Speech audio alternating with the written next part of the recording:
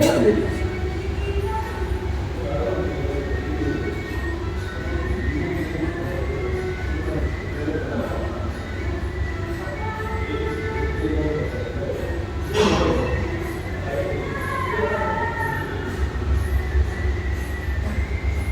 Next variation.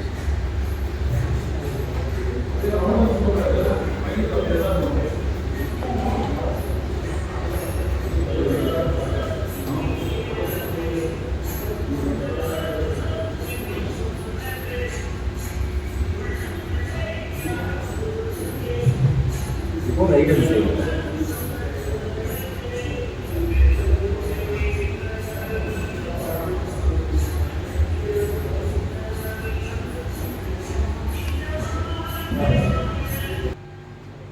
இப்போ நம்ம dumbbells வச்சு என்னென்ன ஆப்ஸ் ஒர்க் அவுட் பண்ணோம்னு பார்த்தோம்.